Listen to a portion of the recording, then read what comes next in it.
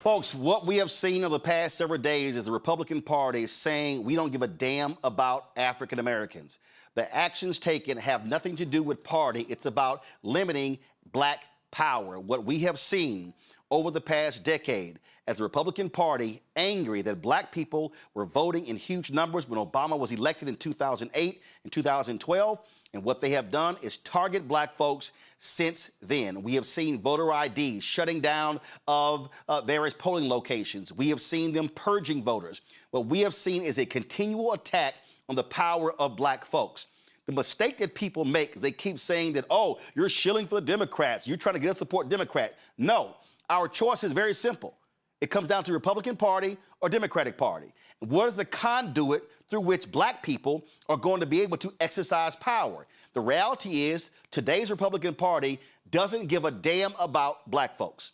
This is not the 1800s. This is not the early 1900s. What this party stands for today is to limit black people's political power. And the Supreme Court decision, the Louisiana versus Calais decision, shows us this. Not even 24 hours after that decision came down, we saw Republican state legislatures all across the South announce special sessions. We have seen it in Alabama, Tennessee, Mississippi. Florida took action before the Supreme Court decision. The Mississippi governor actually said before the decision came down, we should call the session because we know how they're going to rule. Folks, we need to call this what it is, and that is an absolute attack on black America by the Republican Party. And there should be a state of emergency in black America with what is going on. What we should be looking to is having a freedom summer where we are educating, informing, and enlightening folks, signing people up. This must be the most aggressive black voter campaign since the civil rights movement. I kid you not. I am not sitting here being hyperbolic. What I'm saying that what we are witnessing are folks who want to cement white power, white supremacy. And this conservative right-wing Supreme Court is allowing Republicans to do that. They're instituting their will as opposed to what Congress decided with the passage of the 1965 Voting Rights Act. And so we must be responding in the most aggressive way possible. Let me go to Tennessee, where we have our Charlene Oliver. She's a Tennessee state senator. In your state, we have seen the Republican governor, Bill Lee, call for a special session. They took apart the Nashville congressional seat, split it up into 3 or 4 different Republican seats. Now they want to turn Memphis into a red seat. And what Republicans are saying is if the whole state supports the Republican Party or they vote red, well, the whole state should be red. Well, Memphis ain't red. Memphis is blue, so they want to wipe out black power in Memphis. And even though Steve Cohen, who's white, congressman, represents Memphis, that historically has been a seat held by an African-American. State Representative Justin Pearson is running against him in the primary. So they want a white conservative Republican to be representing Memphis. That's right, Roland. But you know what? Memphis has the right to choose who they want to be their representative. And if that's Congressman Cohen, so be it. If that's Representative Pearson, so be it. But they get that choice. And what's happening now with this special session is Republicans are trying to take that choice away from them and essentially steal another House seat so that Donald Trump can keep his majority in Congress. So what Memphis is a naturally occurring black district. It just so happens to be black. There is nothing about the congressional 9th district that is, supposed to be a black district. It just so happens to be a black district. And the way that it is drawn is drawn around the county lines. And so it is a naturally occurring black district. And now they're trying to say, after all these years, that now somehow it is unconstitutional to have a district drawn this way.